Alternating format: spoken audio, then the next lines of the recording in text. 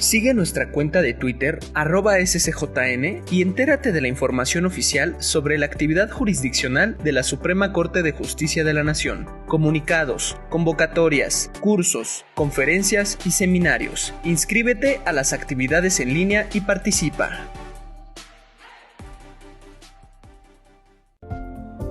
Bienvenidas y bienvenidos a Casas de la Cultura Jurídica. Las Casas de la Cultura Jurídica son espacios públicos que ofrece la Suprema Corte de Justicia de la Nación a la sociedad, para dar a conocer el desempeño de las funciones jurisdiccionales del Alto Tribunal y del Poder Judicial de la Federación.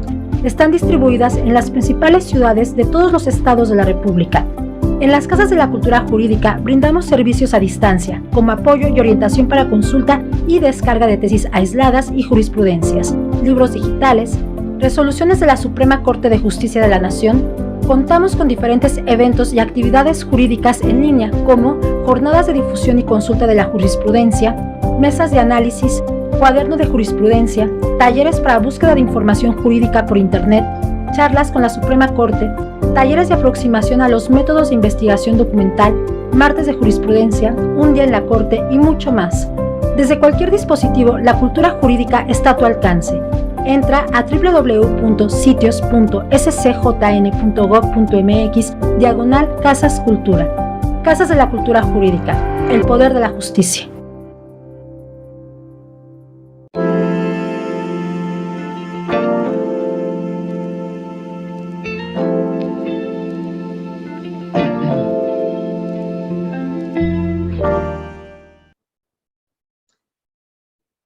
Muy buenas tardes a todas las personas que nos acompañan el día de hoy en esta segunda sesión del Diplomado Juicio de Amparo, edición 2022, organizado en coordinación con la Dirección General de Derechos Humanos de este Alto Tribunal. Mi nombre es Luis Fernando de la Torre Ramírez, director de la Casa de la Cultura Jurídica en San Luis Potosí, y los acompañaré en la moderación de esta transmisión. Con el fin de recibir sus preguntas para el disertante, hago de su conocimiento que el chat de la transmisión se abrirá dentro de los siguientes 15 minutos. Por lo anterior, favor de actualizar la página de su navegador para poder visualizarlo. Asimismo, les pido utilizarlo únicamente para la exposición de dudas, las cuales, dependiendo del número que se reciban, se seleccionarán en bloques y se le habrán de presentar en su momento a nuestro ponente. Así también les recuerdo que no es necesario que en este chat acrediten su asistencia, ya que esto lo podrán hacer con posterioridad en la plataforma del diplomado una vez que termine la presente sesión. Para esta reunión, para esta sesión, participará como disertante el doctor Roberto Niembro Ortega, director general de Relaciones Institucionales de este Alto Tribunal, quien expondrá el tema Control Constitucional y Convencionalidad. A continuación, me permitiré dar lectura nuevamente a su síntesis curricular. Es director general de Relaciones Institucionales de la Suprema Corte de Justicia de la Nación, donde también se ha desempeñado como secretario de Estudio y Cuenta. Es doctor en Derecho por la Universidad Complutense de Madrid, maestro en Teoría del Derecho por la Universidad de Nueva York, Hauser Global Scholar, especialista en Derechos Humanos por la Universidad Complutense de Madrid y en Argumentación Jurídica por la Universidad de Alicante, España. Egresó como abogado de la Escuela Libre de Derecho. Ha realizado estancias de investigación en el Instituto Max Planck de Derecho Público Comparado y Derecho Internacional en Heidelberg, Alemania, y fue analista de doctrina en el Tribunal Constitucional de España. Actualmente es profesor en la Universidad Iberoamericana.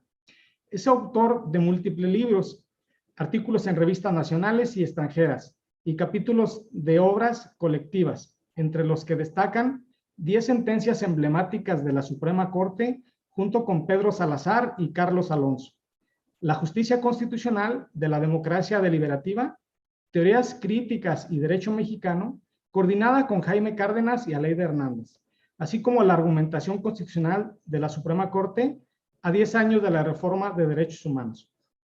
Cedo la palabra al doctor Roberto Niembro Ortega. Sea usted bienvenido, pues es un honor contar nuevamente con su participación. Buenas tardes, Luis Fernando, muchas gracias por la presentación. Bueno, de nueva cuenta agradecer a quienes nos acompañan el día de hoy en esta segunda sesión introductoria al diplomado de juicio de amparo. Como saben, el tema de hoy es control de constitucionalidad y convencionalidad. Son temas, digamos, que van de la mano. y que nos van a servir para entender en dónde está ubicado, digamos, nuestro juicio de amparo como proceso constitucional en México y entender qué tipo o qué sistema de control de constitucionalidad tenemos en México, cuáles son sus particularidades, sobre todo también a la luz de la reforma de derechos humanos de 2011 y de las sentencias que dieron origen a lo que se conoce como el control difuso de convencionalidad desde 2013. Pero bueno, antes de llegar a eso tendremos que recorrer varias etapas, digamos, de la explicación del control judicial de convencionalidad. El recorrido que vamos a hacer hoy les voy a explicar, compartir cuáles son las diferencias entre los modelos fuertes y modelos débiles de control judicial de constitucionalidad. Luego, dentro de los modelos fuertes en los cuales se ubica México, digamos, es un caso de modelo fuerte de control de constitucionalidad. Les voy a explicar cuáles son los dos grandes modelos que definen este tipo de control. Es el norteamericano y el europeo. Después vamos a hablar de México y después vamos a hablar de control de convencionalidad. Cuáles son las características que tiene en México, como ya decía, desde la reforma de derechos humanos de 2011 y particularmente desde la contradicción 293-2011, que es la que, bueno, la que define, que le da precisión en sus contornos al control de convencionalidad al día de hoy. Bueno, si empezamos la exposición, pues lo primero que tenemos que empezar y está relacionado con lo que en una de las preguntas de la sesión pasada, alguien me preguntaba que cuál era la diferencia entre garantías y derechos. En la clase pasada particularmente estuvo enfocada en entender cuáles son, digamos, los derechos humanos, cuáles son sus funciones, de dónde surgen, etcétera. Y vimos los distintos tipos de derechos que hay, etcétera. Y hoy vamos a ver garantías de esos derechos, las garantías jurisdiccionales particularmente. Es decir, la garantía es el mecanismo que sirve para la protección de sus derechos. Hay garantías no jurisdiccionales, sí, por ejemplo, las comisiones de derechos humanos. Es una garantía no jurisdiccional de la protección de derechos. Pero el día de hoy lo que vamos a ver es garantías jurisdiccionales, particularmente el control de constitucionalidad y convencionalidad. Ahora, ¿en qué se traduce o cuál es el objetivo del control de convencionalidad, constitucionalidad? Pues el objetivo es la garantía de los derechos humanos y de la supremacía constitucional. ¿Qué es la supremacía constitucional? Pues es el carácter supremo que tiene el texto constitucional como norma suprema, es decir, que está modificada, que solo puede ser modificada a través de un procedimiento rígido, es decir, un procedimiento más complejo de reforma que el que establece la Constitución para la reforma de leyes ordinarias. Como saben, en nuestro sistema constitucional es el artículo 135 el que prevé el procedimiento de reformas constitucionales. Y esa rigidez, a su vez, bueno, le va a dotar de supremacía constitucional. ¿Por qué? Porque al ser la norma de mayor rango, digamos, de mayor jerarquía, cualquier norma o cualquier acto que sea contraria a la norma constitucional va a tener que ser declarada inválida o inconstitucional. Más bien, más precisamente, digamos, más rigurosamente diríamos que tendría que ser declarada inconstitucional, porque la invalidez puede ser una consecuencia de la inconstitucionalidad, pero no necesariamente, ya lo vamos a ver más adelante. Entonces, la supremacía constitucional, ¿en qué se traduce? En que cualquier norma inferior o cualquier acto inferior tiene que ajustarse a lo que dispone la Constitución. Si es contraria a la Constitución o a la interpretación que se da de la Constitución, esa norma tiene que ser declarada inconstitucional.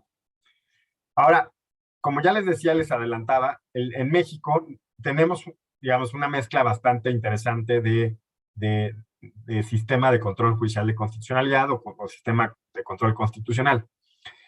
Pero, digamos, nuestra primer gran distinción entre modelos para luego llegar a México, o sea, nuestro punto de partida, es que tenemos que entender que existen dos grandes modelos en el mundo de control judicial de constitucionalidad o control constitucional. Los primeros son digamos, la familia del control judicial fuerte, ¿no? Donde México va a estar encontrado, digamos, en qué tipo de, si alguien nos preguntara qué tipo de control judicial existe en México, pues es un modelo o es un tipo de control judicial fuerte. Ahorita voy a decir qué es lo que caracteriza ese control judicial fuerte. Frente a los controles judiciales débiles. ¿En dónde hay controles judiciales débiles? Por ejemplo, en Reino Unido, en Canadá, en Nueva Zelanda. Esa es toda una familia del control judicial que proviene de la tradición de la supremacía parlamentaria. Ahora les voy a dar las características de ese modelo débil. Pero empecemos por el modelo fuerte. El modelo fuerte de control de constitucionalidad surge en Estados Unidos, como ya decíamos o anunciábamos en la clase pasada, gracias a la sentencia de Marbury versus Madison en 1803 de la Suprema Corte de Estados Unidos. En esa sentencia, la Suprema Corte le va a dar fundamento al control constitucional de leyes en Estados Unidos, porque si ustedes ven la Constitución de Estados Unidos, no hay un texto, no hay un artículo constitucional que prevea que la Suprema Corte puede llevar a cabo este control. Claro que la discusión ya se había dado en el constituyente de Estados Unidos, pero no se previó textualmente, expresamente. Pero sí había una discusión ya sobre por qué los jueces tenían que tener esa potestad de declarar la inconstitucionalidad de leyes cuando fueran contrarias a la Constitución. Se dio, por ejemplo, desde el constituyente y luego en el Federalista 78. Si recuerdan, el Federalista es colección de artículos publicados por Madison, Hamilton y Jay en los periódicos de Nueva York destinados a que se aprobara la Constitución norteamericana. Estaba destinada, digamos, a que la gente que vivía en Nueva York, que era uno de los estados que tenía que ratificar la Constitución, esos artículos de periódico estaban destinados a convencer de las bondades de la Constitución a la gente que vivía en Nueva York para que se aprobara la Constitución. Bueno, en uno de esos artículos, que se conoce como el Federalista 78, Hamilton explica la justificación del control judicial de constitucionalidad. Y la explicación es básicamente la siguiente, que después se va a reflejar en Marbury versus Madison, que es esta sentencia de 1803. El argumento de Hamilton era básicamente que si la Constitución es norma suprema y una norma inferior contradice a esa norma suprema, lo que le corresponde a los tribunales es declarar la inconstitucionalidad. Porque si una norma es de jerarquía superior y la Constitución y las leyes o algún acto que fuera contraria a la Constitución, entonces lo que tiene que suceder es que los jueces, lógicamente, tienen que declarar la inconstitucionalidad de la ley. Esa misma lógica es la que se va a adoptar en el caso Marbury versus Madison de 1803. Este es el primer caso, bueno, hay algunos antecedentes, pero el primer caso ya aprobada la Constitución norteamericana, en la cual la Suprema Corte se va a arrogar la potestad, va a decir, yo tengo entre mis deberes digamos, como tribunal que garantiza el derecho, digamos, que dicta el derecho en el país, que aplica la ley, ¿no? Y como la Constitución es una ley fundamental, lo que me corresponde hacer es garantizar su supremacía. Por tanto, si hay una ley que sea contrario al texto constitucional, lo que me corresponde es declararla inconstitucional. Esa es la lógica de Marbury versus Madison. Los hechos eran, digamos, para aquellos que no lo sepan, pues eran muy interesantes porque lo que sucedió es que Marbury era una persona que había sido nombrada juez, digamos, de paz, algo similar a un juez de paz, unos días antes de que entrara el nuevo gobierno de Jefferson. Bueno, antes de que entrara el nuevo gobierno de Jefferson, del cual era cercano Marbury, que era el presidente John Adams, era el presidente entonces en la posición, le designa algunos jueces de paz, entre ellos a Marbury. Pero, digamos, por alguna razón, no le alcanzan a entregar su nombramiento a Marbury, no le entregan el papel, digamos, físicamente. Y entonces, cuando entra el nuevo gobierno, lo que hace Marbury es reclamarle al nuevo gobierno que le entregue el papel de su nombramiento como juez de paz. Y el nuevo gobierno, digamos que era opositor al gobierno anterior y que había nombrado a Marbury, le dice, no, Marbury, yo no te lo voy a entregar. ¿Qué es lo que hace Marbury?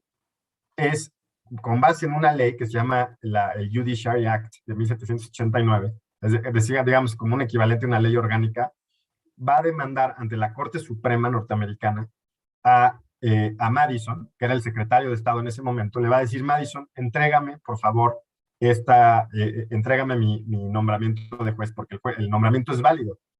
Y entonces entrégame. Y va en vía directa ante la Corte. ¿Por qué? Porque esa ley orgánica judicial de 1789 le daba la facultad en estos casos específicos a las personas para reclamar directamente ante la Corte y no ir a una primera instancia. ¿Qué es lo que sucede cuando este caso llega a la Corte norteamericana? Que el presidente de la Corte en ese entonces, John Marshall, que es el que va a redactar esta sentencia famosísima, Marbury versus Madison, Marshall le contesta a Marbury y le dice, puede ser que tengas razón en que se te tiene que entregar tu nombramiento como juez. El problema es que la vía judicial que optaste no es la correcta, porque lo que prevé esta ley orgánica de 1789, que te permite venir en vía directa ante la Corte, es inconstitucional. En otras palabras, Marbury, te equivocaste de vía, ve ante la primera instancia y después vendrás a reclamar a la Corte si te toca llegar hasta acá. Pero lo que estás utilizando como fundamento jurídico en esta ley orgánica de 1789 para venir en vía directa ante la Corte es inconstitucional. Y Marshall dice, ¿y por qué dice Marshall? ¿Por qué es inconstitucional? Porque esa ley orgánica que previó la vía directa ante la Corte para reclamar en casos como esto, está ampliando los supuestos de vías directas que establece el artículo 3º, sección 2 de la Constitución norteamericana. Y lo que dice Marshall básicamente es esos casos de vía directa son excepcionales.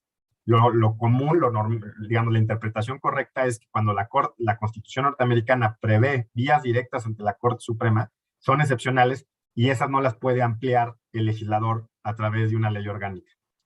Entonces, lo que le dice es, Marbury, puede ser que tengas razón, puede ser que te tengamos que entregar tu nombramiento, pero no puedes venir en vía directa ante la Corte.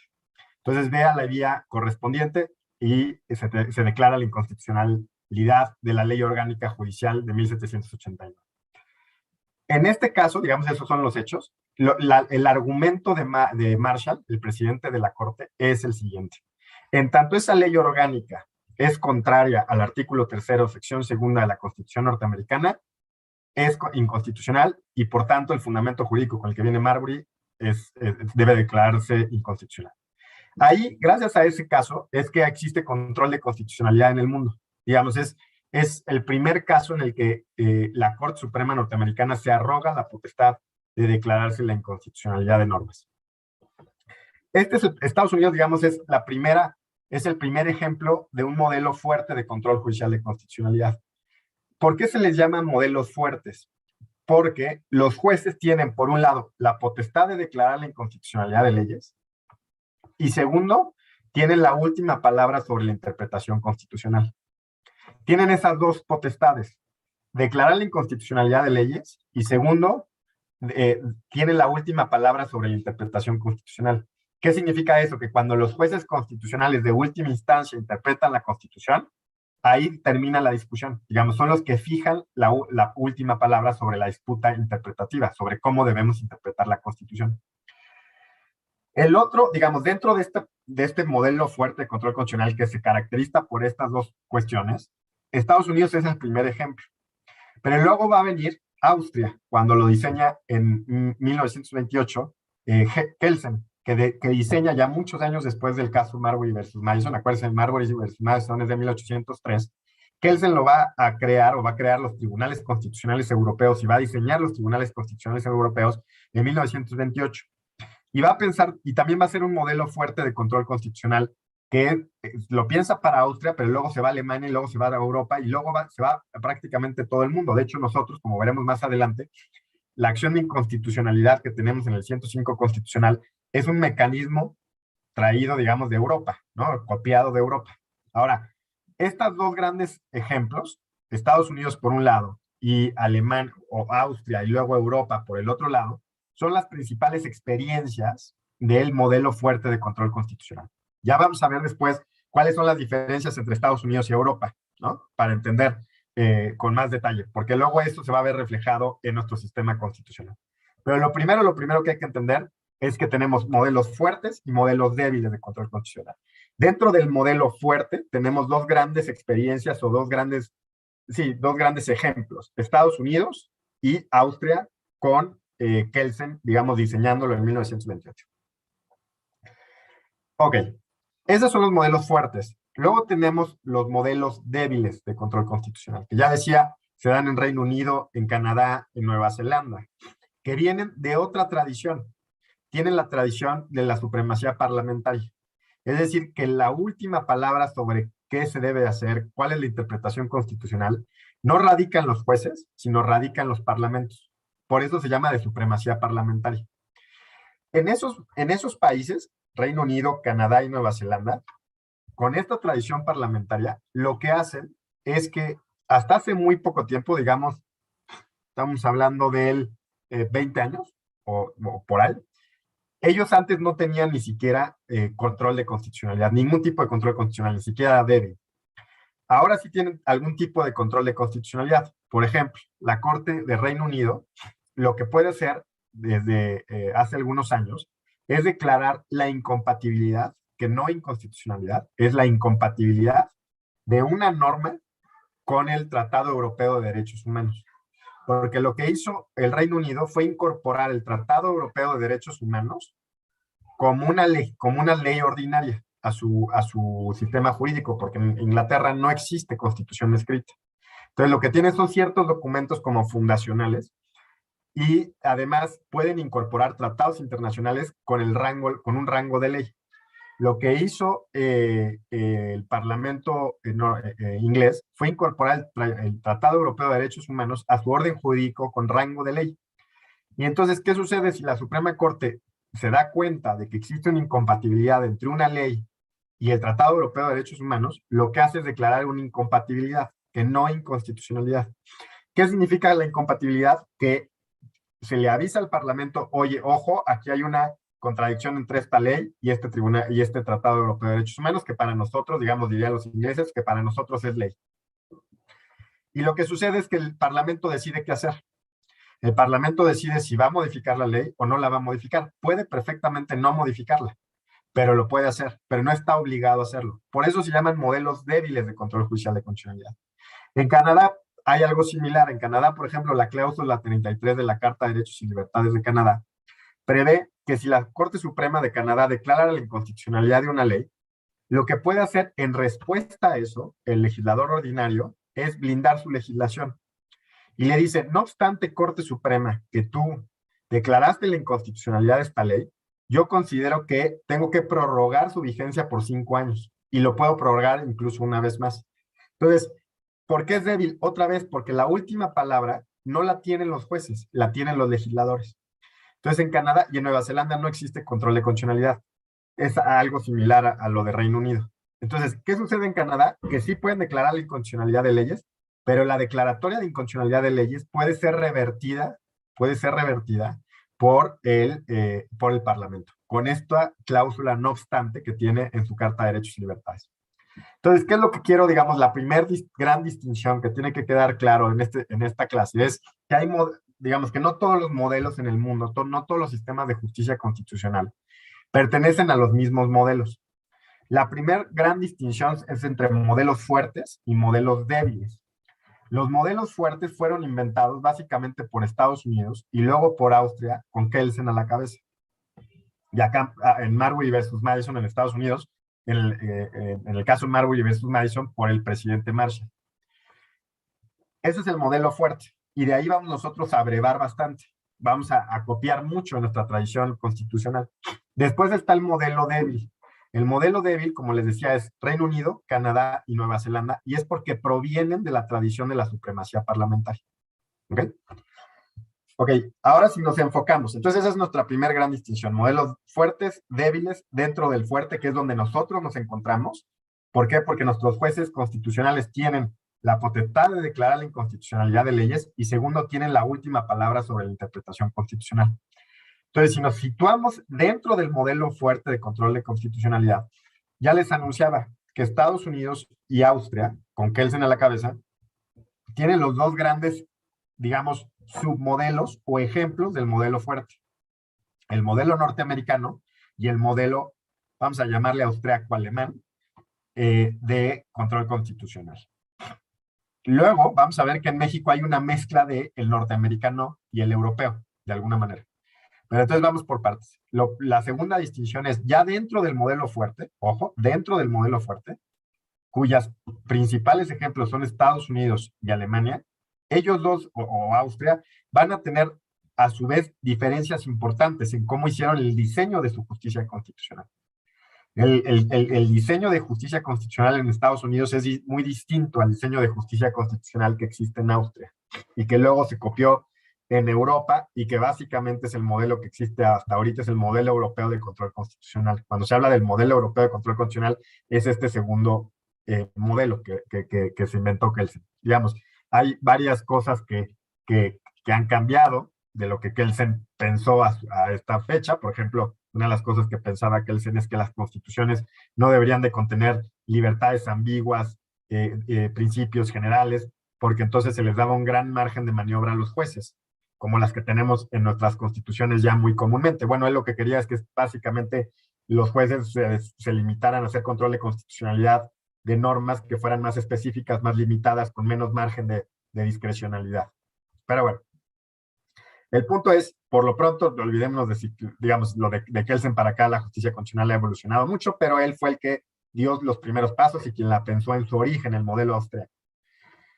Ok, entonces, pensemos primero el modelo, digamos, norteamericano. Ya dijimos que el modelo norteamericano surge en 1803, aunque había antecedentes de discusión claramente, pero el modelo norteamericano surge en 1803 con este caso Marbury versus Madison, que ya les conté los hechos, y que lo que sucede es que en esa sentencia el juez Marshall, que la redacta el presidente de la Corte, dice, si hay una norma que es inferior a la Constitución y la Constitución es norma suprema, por tanto, le corresponde a los tribunales que se encargan de velar por la aplicación y el respeto de la ley, le corresponde velar por la vigencia de la supremacía constitucional.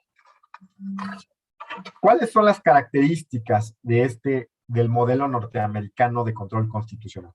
Lo primero es que a la cabeza del control constitucional, está la Suprema Corte, que pertenece al Poder Judicial. Así como en nuestro país, la Suprema Corte pertenece al Poder Judicial. Ya vamos a ver que en el modelo europeo no, los tribunales constitucionales europeos, en su mayoría, son órganos independientes del Poder Judicial. O sea, están los tres poderes y además hay un órgano tribunal constitucional que es autónomo de los tres poderes. Bueno, en el sistema norteamericano, y en eso copiamos nosotros a eso, por eso de hecho nuestra corte se llama Suprema Corte, porque copiamos la Corte norteamericana en eso, que es un órgano integrante del Poder Judicial, es la cabeza del Poder Judicial, pero está dentro del Poder Judicial. Segundo, es que es un control, el norteamericano, es un control, un modelo difuso de control de constitucionalidad. ¿Por qué difuso? Y esto luego lo vamos a ver, vayan pensando en las categorías, porque luego estas categorías las vamos a usar para pensar el control de convencionalidad en México al día de hoy. Bueno, la segunda característica del modelo norteamericano es que es difuso. ¿Qué significa difuso? Que todos los jueces y juezas del país pueden declarar la inconstitucionalidad de leyes. No solo la Corte Suprema, sino todos los jueces del país. Por eso es difuso, porque no es un solo órgano, sino son todos los jueces. Tercero, es que se trata, el control de constitucionalidad de la ley es una cuestión incidental a la principal. No es la materia principal del litigio.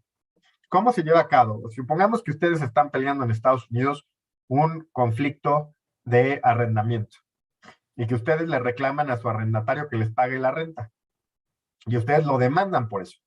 Y el arrendatario, digamos, contesta diciendo, pues sí te debo, pero la norma con fundamento en la cual tú me cobras la renta es inconstitucional por A, B y C. Las razones que a ustedes se les ocurre. La materia principal del litigio no es la inconstitucionalidad de la norma, es págame la renta. Lo que pasa es que como una cuestión incidental, digamos, no es el tema principal, sino como una cuestión incidental al litigio, se va a plantear la inconstitucionalidad de la ley. Por eso es que se llama incidental. Cuarto punto es que los intereses, tiene que haber un conflicto entre partes. Le llaman en Estados Unidos un caso o controversia. Tiene que haber lo que diríamos en México un tipo de interés legítimo, una afectación a las partes en el litigio. Esto vamos a ver que en algunos procesos constitucionales del modelo europeo no es necesario. Por ejemplo, en nuestra acción de inconstitucionalidad prevista en el 105 constitucional no es necesario demostrar un interés legítimo. Entonces, eso no existe en Estados Unidos. En Estados Unidos, cualquier litigio ante un tribunal tiene que llevar la afectación de partes que se están peleando. Tiene que haber una controversia. Si no hay una controversia entre partes afectadas, digamos, directamente, el juicio se sobresee. Entonces, lo que tiene que haber es un conflicto entre partes determinadas con intereses antagónicos. Y quinta característica del modelo norteamericano es que los efectos de la sentencia de inconstitucionalidad de leyes es la inaplicación para el caso concreto. Es decir, si declara la inconstitucionalidad de una ley, por ejemplo, por prohibir, porque no permite el matrimonio igualitario, la norma que se declara inconstitucional es esa norma para ese caso concreto. Es la inaplicación, digamos, inaplicación de la norma. Ahora, es cierto que tiene la inaplicación de la norma, pero el precedente tiene una fuerza vinculante muy importante, muy fuerte. En Estados Unidos, bajo la tradición del precedente, ¿qué significa? Que una vez, aunque la Corte haya declarado la inconstitucionalidad, por ejemplo, en la ley de Minnesota, significa que una vez que la declara inconstitucionalidad, el precedente va a vincular incluso a las autoridades administrativas. Por eso es que una sentencia de la Corte Suprema norteamericana es tan fuerte y digamos, tiene un alcance tan expansivo, porque el precedente es muy fuerte. Ahora, lo que sucede es que esa norma no se expulsa del ordenamiento. La norma declarada inconstitucional, lo único que hace es inaplicarse para el caso concreto. Ahora, derivada de la fuerza del precedente, ya nadie la vuelve a aplicar, pero la norma sigue en sus libros, digamos. Si ustedes revisan el código, van a encontrar que esa norma no se tacha del código, no se entiende ni declara inconstitucional como sucede acá en México, por ejemplo, sino que esa norma la vas a encontrar ahí, pero va a haber una sentencia de la Corte que dice, a ver, esta norma es inconstitucional. ¿Qué significa? Que se inaplica y además, derivado del precedente, de la fuerza del precedente, significa que ya nadie lo va a volver a hacer. O sea, prácticamente nadie vuelve a aplicar una norma declarada inconstitucional por la Corte Suprema norteamericana. Entonces, ¿qué es lo que caracteriza al modelo norteamericano de control de constitucionalidad? Que vamos ahora a contraponer con el modelo europeo. Y ustedes se pueden bueno, antes de decirles las características y recapitular, ustedes se pueden preguntar por qué estamos viendo esto. Porque en nuestro sistema constitucional de control constitucional hay una mezcla del norteamericano con una mezcla del europeo. Y ahorita lo vamos a ver. Pero para entender la mezcla tenemos que primero entender los dos modelos puros, digamos, el modelo norteamericano y el modelo europeo, o austriaco. Pero recapitulando, el modelo norteamericano, característica 1, la Suprema Corte pertenece al Poder Judicial. Cabeza, Poder Judicial, no es un órgano independiente. Segundo, es difuso. Todos los jueces y juezas del país pueden hacer control de constitucionalidad.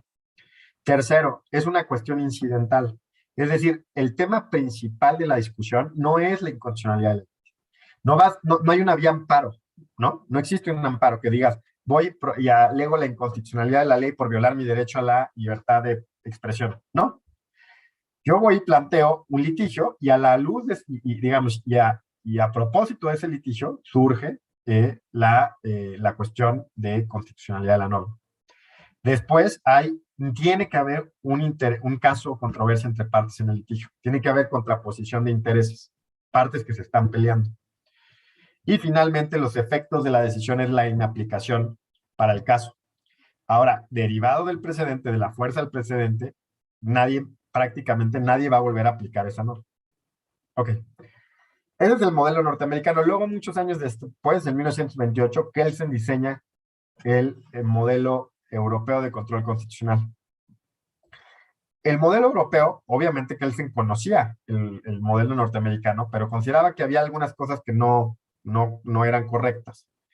Y entonces lo primero que va a hacer es que le va a atribuir el control de constitucionalidad de la ley a un órgano que no forma parte del Poder Judicial.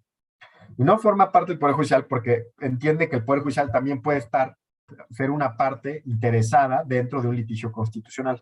Entonces dice, lo que corresponde es que hay un tribunal constitucional, un órgano independiente de los tres poderes tradicionales que se encargue de declarar la inconstitucionalidad de leyes.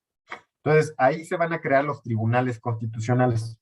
Por eso hay un tribunal constitucional en Alemania, un tribunal constitucional en España, un tribunal constitucional en Italia, y en muchos países de Europa del Este, después de las transiciones democráticas, se van a incorporar estos tribunales constitucionales. Por ejemplo, o en la región, en Colombia, tienes una Corte Suprema y una Corte Constitucional. ¿De dónde viene esa separación? Pues viene de Europa. En México no hicimos eso. En México lo que sucedió es que a nuestra Suprema Corte se le atribuyeron las funciones de Tribunal Constitucional. Pero, digamos, no es, técnicamente hablando, digamos, no es que sea un Tribunal Constitucional independiente del Poder Judicial, porque sabemos es la cabeza del Poder Judicial, pero tiene las funciones de un Tribunal Constitucional. Entonces podemos decir, digamos, de alguna manera laxa, que es un Tribunal Constitucional, porque cumple esas funciones y no es necesario crear otro órgano, porque eso depende de cada país, pero en otros países, por ejemplo en Europa particularmente, los países tienen un Tribunal Supremo y una Corte o Tribunal Constitucional.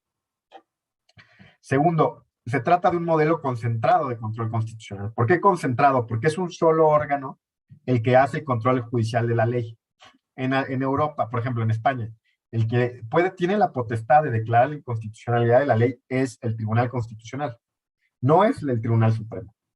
Si un juez tiene la duda de que una norma que está aplicada o que va a aplicar en el litigio que va a resolver, de que sea constitucional, lo que hace es plantear una cuestión de inconstitucionalidad ante el Tribunal Constitucional, y el Tribunal Constitucional es el que decide sobre esa norma, sobre la constitucionalidad de la ley. Pero los jueces ordinarios no tienen esa potestad. El resto de los jueces no tienen esa potestad. Quien tiene la potestad es el Tribunal Constitucional. Por eso se llama concentrado, porque se concentra en un solo órgano la potestad de declarar la inconstitucionalidad de leyes. Otra distinción, piensen en comparación con el modelo norteamericano. Otra característica es que el modelo europeo, además de ser concentrado, es que hay vías directas para el planteamiento de la inconstitucionalidad de leyes. O sea, no es que surge a propósito del conflicto de arrendamiento que tenemos, no. Hay una acción de inconstitucionalidad, hay un amparo contra leyes, por ejemplo.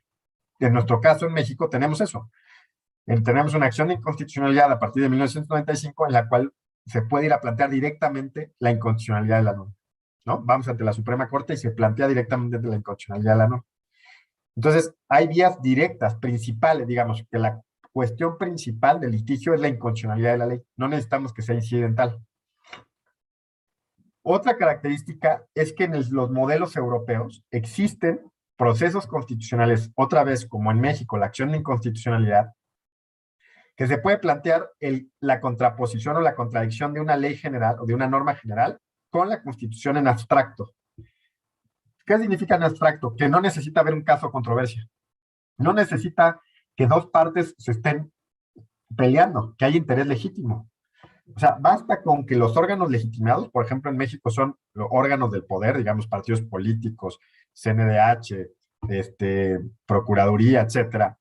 Esos que pueden plantearlo, minorías parlamentarias, lo único que le tienen que decir a la Suprema Corte es, ojo, acá hay una incompatibilidad entre esta ley y la Constitución. Oye, pero es que no tienes un interés legítimo, a ti no te afecta en particular la norma. No, no tengo por qué demostrarlo. Entonces, en el modelo europeo hay esto que se llama el control abstracto.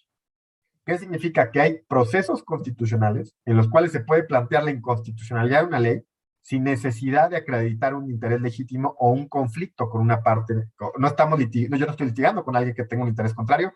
Mi único objetivo a través de estos procesos es garantizar la supremacía constitucional de manera objetiva, no porque me afecte a mí, sino simplemente por garantizar la supremacía de la Constitución. Después, finalmente, es por la última diferencia es por los efectos de las sentencias. Ya les había dicho que en Estados Unidos la inconstitucionalidad conlleva la inaplicación de la norma. En el caso de Europa, la inconstitucionalidad puede conllevar la invalidez total de la norma. Puede ser, en otras palabras, puede consistir con algo así como la derogación. Es decir, no solo es la inaplicación para el caso concreto, sino que es la invalidez de la norma, desaparece de los códigos, desaparece de los libros. Ya esa norma, digamos, es expulsada del ordenamiento jurídico. Entonces, los efectos también pueden ser distintos, ¿no? ¿Por qué? Porque hay procesos constitucionales en el modelo europeo que puede conllevar, sus efectos pueden ser que la norma sea declarada inválida totalmente.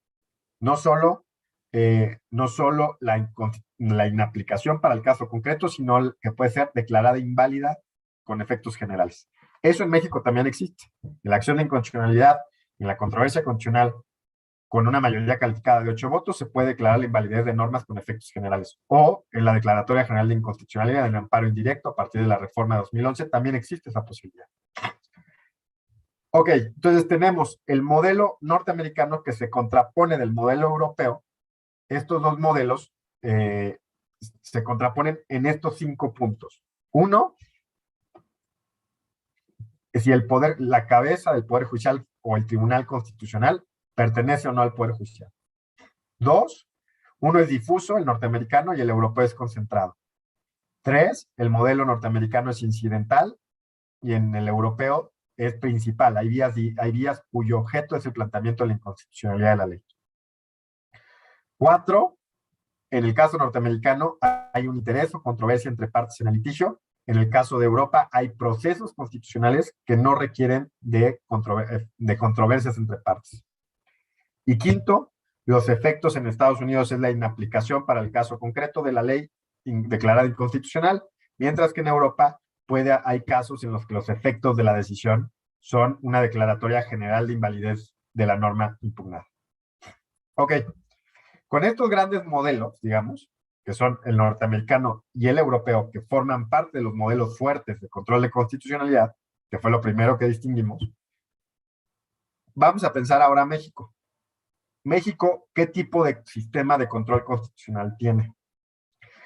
Vamos a pensar antes de la reforma 2011 y antes del expediente Varios 912, y vamos a pensar antes de la contradicción de tesis 293.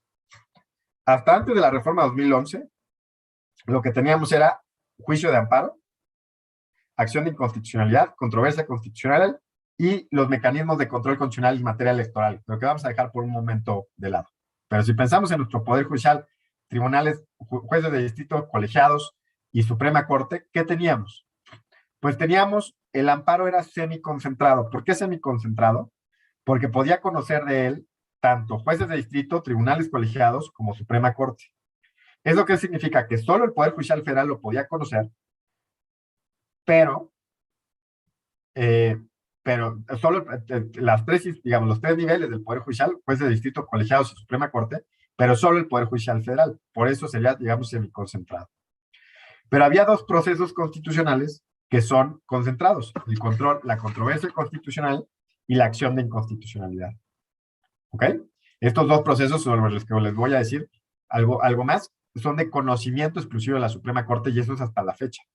La controversia constitucional y la acción de inconstitucionalidad son vías directas que se plantean ante la Suprema Corte, que son de su conocimiento exclusivo. Ningún juez federal las conoce. ¿Qué pasa? Entonces eso es hasta 2011. Luego, con 2011 la reforma y el caso Radilla, del cual vamos a hablar más adelante, el expediente Varios 902 y la contradicción 293, a eso que ya teníamos, amparo, controversias y acciones, le vamos a sumar el control difuso de convencionalidad.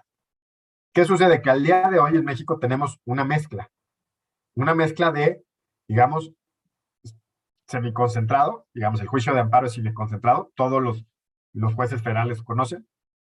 Tenemos dos procesos de conocimiento exclusivo de la Corte, que son controversia constitucional y acción de inconstitucionalidad. En eso, digamos, se parece al modelo europeo.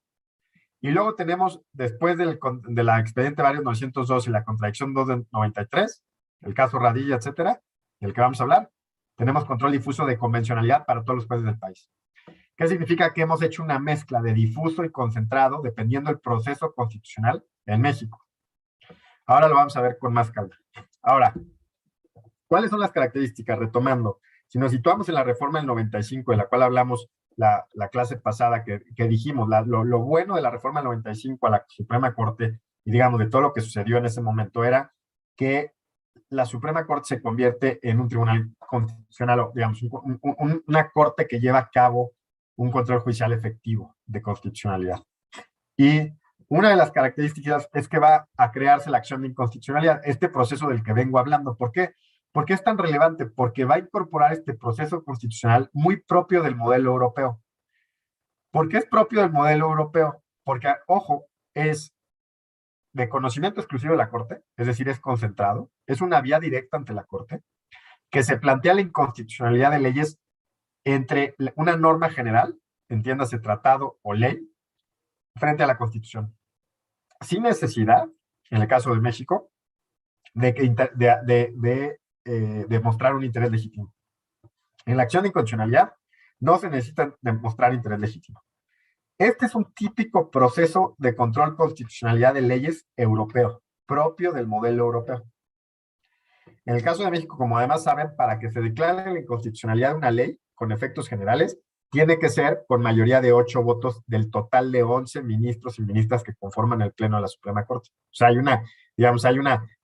algo raro, no raro, digamos, tiene su explicación, pero hay una exigencia de una mayoría calificada, no de 6, sino de 8 del total de 11 para poder declarar la inconstitucionalidad de la norma con efectos generales.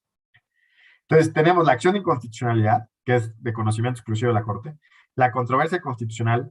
Bueno, antes de pasar a la controversia, la acción de inconstitucionalidad está atribuida o solo la pueden promover, en el caso de México, órganos del poder, ya sea partidos políticos, minorías parlamentarias, comisiones de derechos humanos, etcétera. Y no la puede interponer el ciudadano o ciudadana. Eso no es así en todos los países. En Europa sí, pero por ejemplo en Colombia la acción de inconstitucionalidad la puede plantear cualquier persona, cualquier ciudadano, y se ha considerado que es un muy buen mecanismo, ha sido un mecanismo muy efectivo para que la ciudadanía pueda plantear intereses que no son, que son intereses distintos a los, digamos, a los políticos, sino que el ciudadano de a pie puede, por esa vía, plantearle cuestiones a la Corte Constitucional Colombiana que han sido, digamos, que permitan que la Corte Constitucional proteja derechos de personas comunes y corrientes, ¿no? Ok. Entonces tenemos la acción de constitucionalidad. Luego tenemos la controversia constitucional, que también es un proceso constitucional expreso, digamos, de conocimiento exclusivo de la Suprema Corte. Es también concentrado.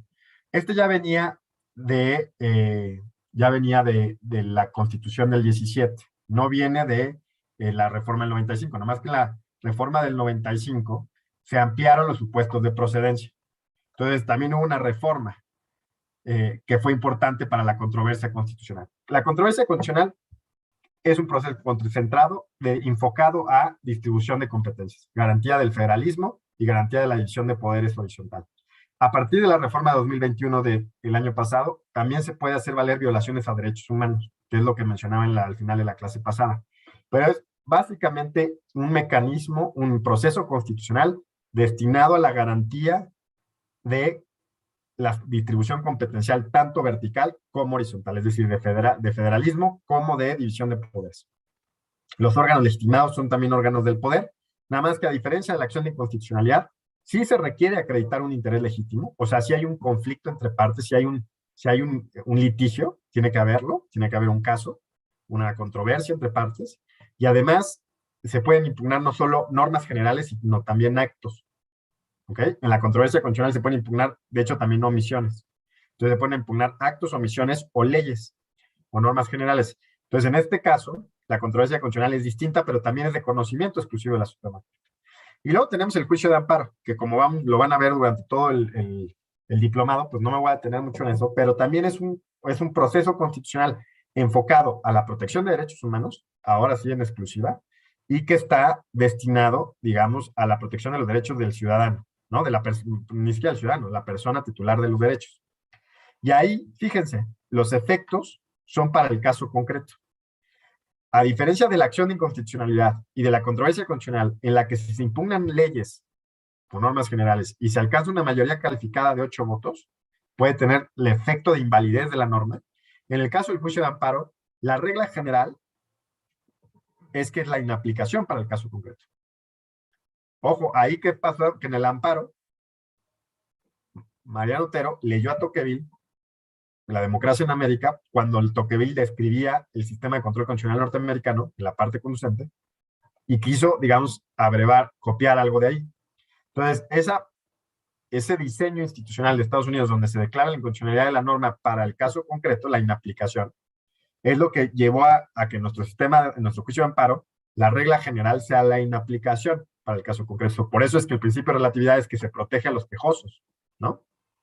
Ahora, ¿qué sucede? Que desde la reforma de 2011, como ustedes saben, hay una excepción a esa inaplicación, ¿no? O sea, si la regla general en el amparo es que solo protege a las partes en el litigio, sabemos que a través de una declaratoria general de inconstitucionalidad en el amparo, existe ya la posibilidad de que si hay una mayoría calificada, se declare la inconstitucionalidad de la ley con efectos generales. Ahora con la reforma 2021, esa tiene que ser una mayoría calificada del Pleno de la Sala de la Suprema Corte para que se pueda llevar a cabo el procedimiento de declaratoria general de inconstitucionalidad. Hasta antes de la reforma tenía que haber cinco normas, digamos, 5 sentencias en el mismo sentido.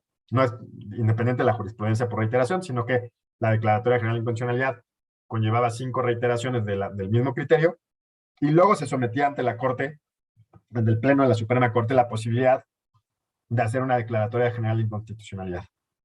¿A qué nos lleva eso? Que en nuestro sistema hay una mezcla. ¿Por qué? El amparo tiene bastante del sistema norteamericano, ¿no? No es enteramente difuso, pero sí es semiconcentrado en todo el Poder Judicial Federal. Segundo, los efectos son de inaplicación por regla general, no son efectos de declaratoria de invalidez. Mientras que en la acción y controversia constitucional se parecen al modelo europeo, digamos, son más propios de un modelo europeo. ¿Por qué? Porque son de conocimiento exclusivo de la Suprema Corte y son vías directas, o sea, son concentradas, ¿no? Solo la Corte conoce de ellas.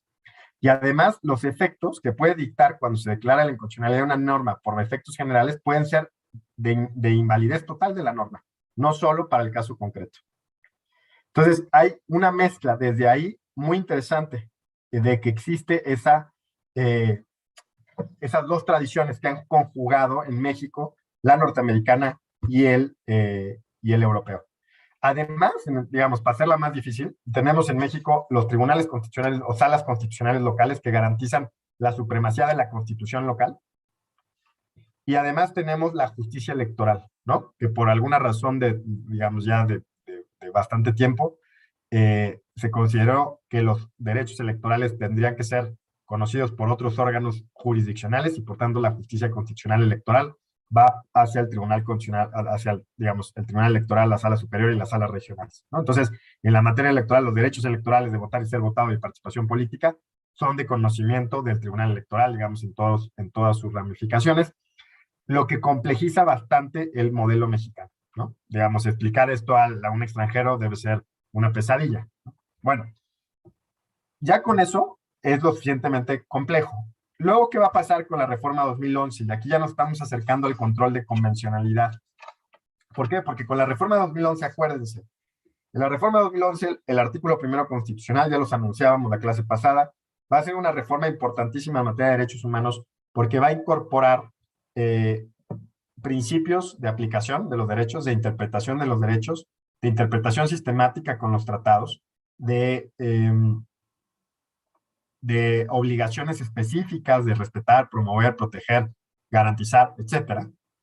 Y va a generar además una nueva oleada o una nueva forma de interpretar la Constitución a posterior de la reforma de 2011. Y uno de los casos más paradigmáticos de esta nueva forma de interpretar la Constitución va a derivar, o los casos van a derivar del caso Radilla, Pacheco en contra de México. Ese caso, como ustedes saben, fue una condena de la Corte Interamericana de Derechos Humanos, en la cual va a condenar a México por, digamos, distintos temas sustantivos, como la desaparición forzada del señor Radilla. Además, hay un tema involucrado de la jurisdicción militar, de los alcances de la jurisdicción militar, pero además muy importante para efectos de nuestra clase, que va por primera ocasión la Corte Interamericana de Derechos Humanos decirle al Estado mexicano, todas las autoridades, digamos, los jueces del país tienen que llevar a cabo en el ámbito de sus competencias control de convencionalidad. Esto, cuando la Suprema Corte Mexicana lo va a hacer efectivo, digamos, ya existe esa sentencia del caso Radilla, y luego esa sentencia del caso Radilla, la Suprema Corte se va a plantear en el expediente Varios 912 y luego en la contradicción 293-2011, estas dos sentencias son, digamos, paradigmáticas, fundamentales para efectos del control de convencionalidad. La pregunta va a ser, ¿cómo nosotros cumplimos Suprema Corte, Poder Judicial, con esta condena del caso Radilla de la Corte Interamericana de Derechos Humanos que nos obliga a los jueces del país a llevar a cabo control de convencionalidad? Ok.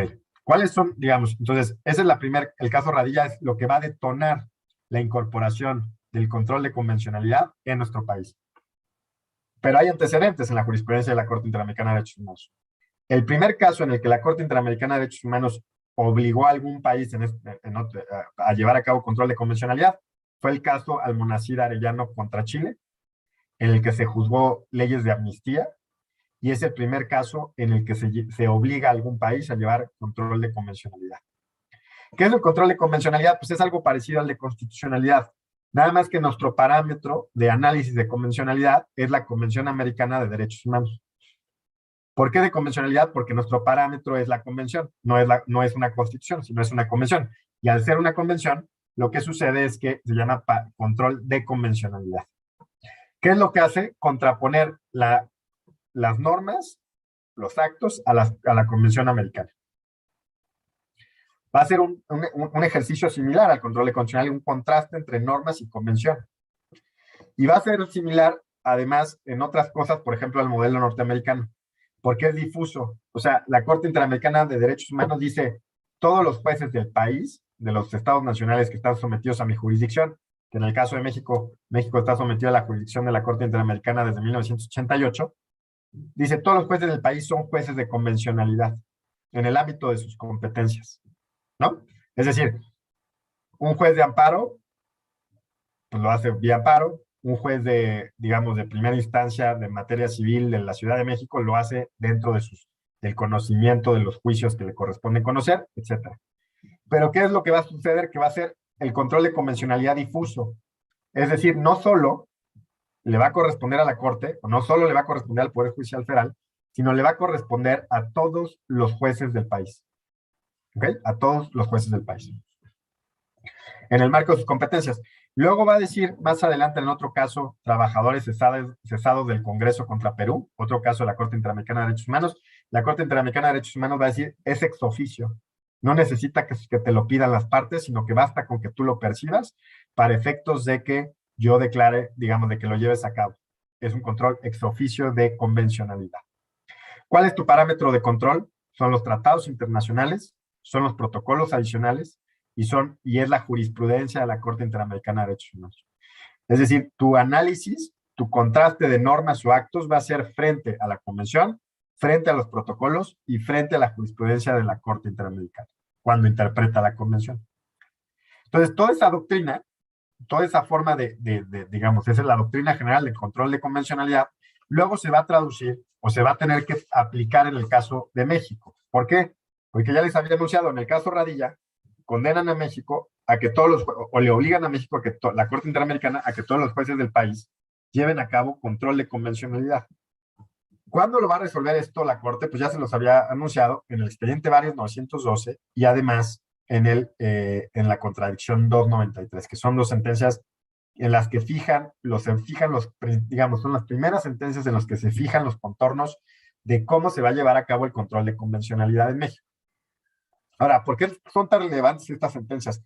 Porque antes de estas sentencias, los jueces, acuérdense, la Corte Suprema Mexicana había dicho, los jueces que no son jueces federales no pueden hacer control de constitucionalidad. Había interpretado que el 133 constitucional solo le atribuía el control de constitucionalidad a los jueces de amparo y a la Suprema Corte por las vías de su conocimiento, y luego cuando se reformó la Constitución en materia electoral, al Tribunal Electoral. Pero previamente a eso, consideran que era una constitución exclusiva del Poder Judicial Federal, por las vías procesales indicadas. Gracias al caso Radilla y a estos casos que les decía, expediente Varios 902 y contradicción 293, esto va a cambiar. ¿Por qué va a cambiar? Porque la Corte va a cambiar su interpretación del artículo 133 constitucional a la luz del nuevo primero constitucional. O sea, ya tenemos, esta decisión se toma en julio de 2011, el expediente Varios 912, y la Corte va a decir, a ver, a la luz del artículo primero constitucional, del nuevo primero constitucional, todos los jueces del país, y a la luz de lo que nos obliga el caso Radilla, todos los jueces del país son jueces de convencionalidad. Todos los jueces tienen que hacer ese contraste entre normas legales o actos frente a la Convención Americana de Derechos Humanos, siguiendo la doctrina de la Corte Interamericana, ¿no? Entonces, eso es lo primero que va a hacer. ¿Esto qué es? Esto es una mutación constitucional. ¿Por qué? Porque no se requirió de una reforma al 133 constitucional, sino que fue una interpretación de la Corte del 133 a la luz del primero constitucional para decir, ojo, todos los jueces del país tienen la potestad de hacer control de convencionalidad. Segundo, ahora, en esta primera etapa, en este primer expediente Varios 912, es un poco limitada los alcances de la vinculación de la jurisprudencia de la Corte Interamericana. Porque una cosa es que yo diga, Corte Mexicana, en el cumplimiento de esta sentencia, le voy a atribuir la potestad a todos los jueces del país para hacer control de convencionalidad. Pero una pregunta distinta es, ¿cuál es el alcance de la vinculatoriedad de la jurisprudencia de la Corte Interamericana. ¿Hasta dónde va a llegar? ¿Cuál son todas las sentencias o es solo una sentencia? ¿O solo las sentencias que vinculan a México? ¿O son todas las sentencias, incluso las que vinculan a Chile, las que dictas en contra de Brasil? ¿Cuáles son? ¿Cuáles son de todas esas sentencias? Lo que dice en este primer expediente varios 912, la Suprema Corte Mexicana son solo las sentencias que condenaron a México. Las demás sentencias son orientadoras, las que son vinculantes son solo las que condenaron a México. ¿Ok? Y también nos va a decir en este expediente varios 912, nos va a decir cómo debes de hacer esa aplicación del control de convencionalidad o cómo los jueces deben hacer esa aplicación del control de convencionalidad. Esto significa que en principio les obliga a hacer una interpretación conforme o sistemática de los derechos humanos. ¿Qué significa esto? Que los derechos humanos tienen que ser interpretados como un sistema, como un conjunto. Los derechos humanos, tanto previstos en tratados como previstos en la Constitución, son un sistema y por tanto hay una interpretación conforme en sentido amplio, digamos, se interpretan de manera conforme los derechos humanos constitucionales con los tratados. Luego también va a decir, hay una interpretación conforme en sentido estricto. ¿Esto qué significa? Que si hay una norma legal que admite dos posibles interpretaciones y una de esas interpretaciones la hace constitucional y la otra no, el juez constitucional está obligado a optar por la norma, por la interpretación que la hace constitucional. Porque eso es interpretación conforme en sentido estricto. El juez está obligado a optar por la interpretación de la norma legal que la haga constitucional o conforme con la Constitución. Les voy a poner un ejemplo. Hay un caso que llegó a la Suprema Corte hace algunos años, en los cuales que preveía, en la que se impugnó una ley del reglamento de los centros, digamos, de los centros de reinserción social en Puebla, que establecía que las mujeres que están en reclusión, que tuvieran un hijo que los acompañara, o una hija que las acompañara en reclusión, cumplidos los 3 años, se tenía que ir del penal, ¿no? Eso es lo que decía en su literalidad la norma. Una mujer que le dicen, pues tu hija se tiene que ir del penal porque cumplió 3 años, el director dicta eso y no la permite regresar los fines de semana para poderla ver. ¿Qué es lo que hace esta señora? Impugna esa ley del reglamento, esa norma del reglamento, y la impugna porque considera que es contraria al interés superior del niño y de la niña en este caso. ¿Por qué? Porque considera que conforme a tratados internacionales y la doctrina que existe, digamos, en la materia, lo mejor para los niños y las niñas es que no sea una separación tajante, sino que se puedan seguir viendo, aun cuando cumplan 3 años, aun cuando salgan de la penal, pero pueden regresar los fines de semana y convivir, etc.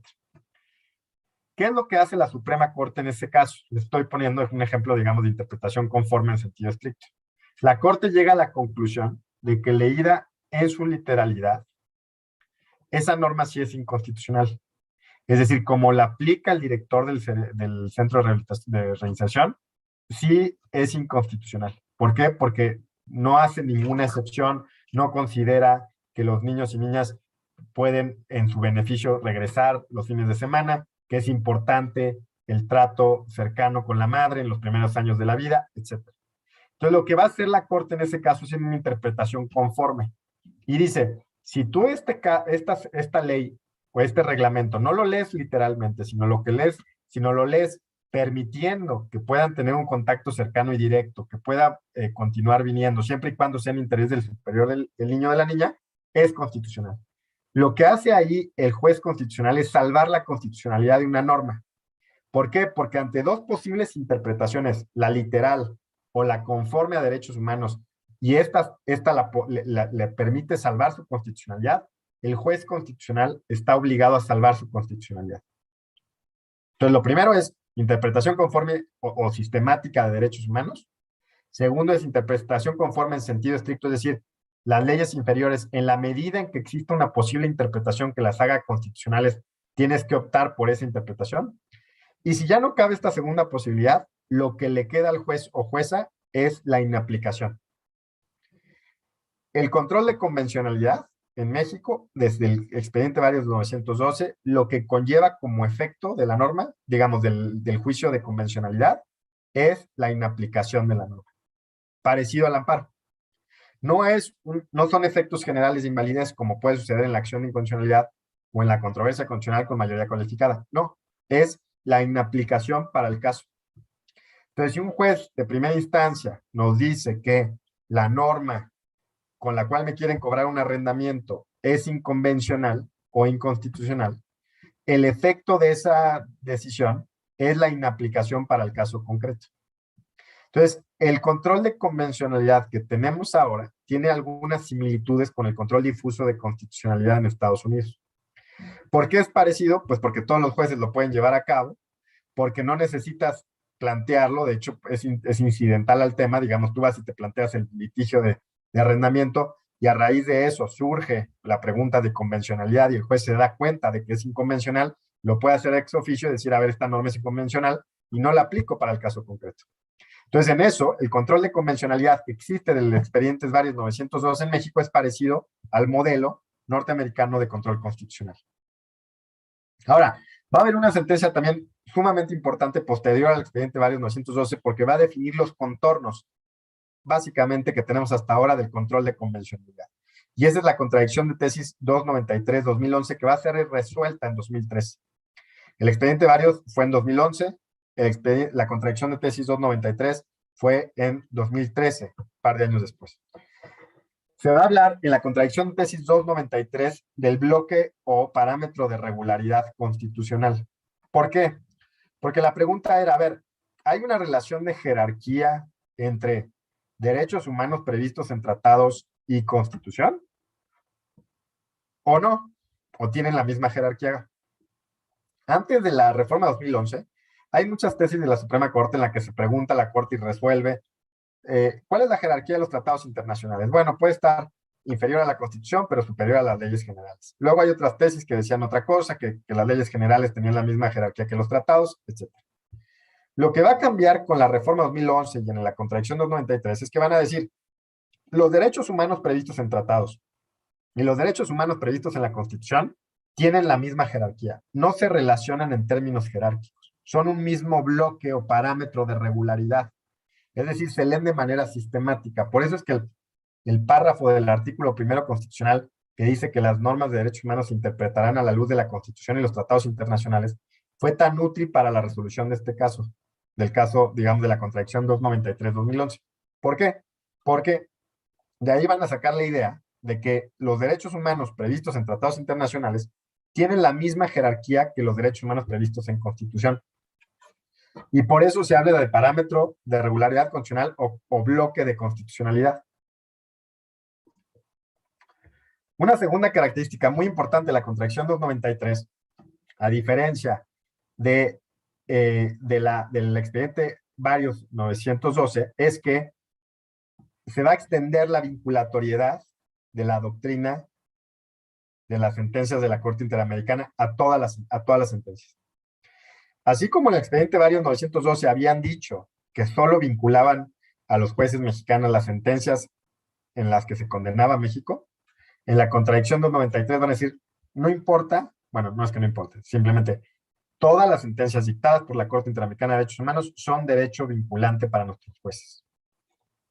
Entonces, no solo es relevante para el ordenamiento jurídico mexicano la sentencia, el caso Radilla, no solo es el caso Atenco, no solo Castañeda, etcétera, el campo algodonero, sino que van a ser todas las sentencias que la Corte Interamericana haya dictado. Toda la doctrina es vinculante para los poderes judiciales, para el Poder Judicial mexicano. ¿Eso qué significa? Que así como leemos las sentencias de la Suprema Corte Mexicana, pues tenemos que leer las sentencias de la Corte Interamericana, porque es ya derecho nacional. Ahora, ojo, hay una diferencia nada más de aplicación entre las sentencias que condenan a México y las sentencias que condenan a otro país. ¿Por qué? Porque las sentencias que condenan a México sabemos que necesariamente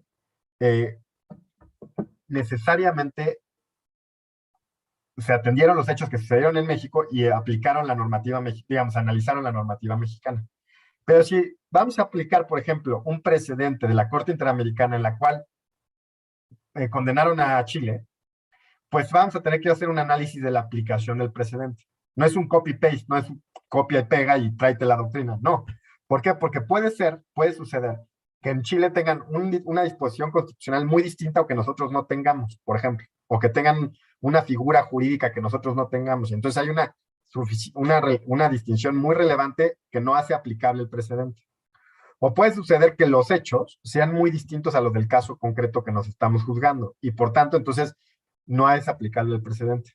Entonces, cuando se trata de sentencias que no son condenatorias para México, si bien la doctrina es vinculante, el precedente puede ser no aplicable porque las circunstancias fácticas o normativas sean muy diferentes. ¿Ok? Tercer punto de la contradicción del 93 es que si hay se tiene que aplicar el principio pro persona. Si tú tienes precedentes de la Corte Interamericana o tienes precedentes de la Corte Mexicana y la Corte Mexicana dicta un precedente más progresista, más vanguardista, más garantista del derecho, pues aplicas eso. No es que hay una relación jerárquica entre la Corte Suprema y la Corte Interamericana. De hecho, no la hay. De hecho, la Corte Mexicana en la contradicción de 293 dice, nuestras relaciones de diálogo, cooperación, colaboración.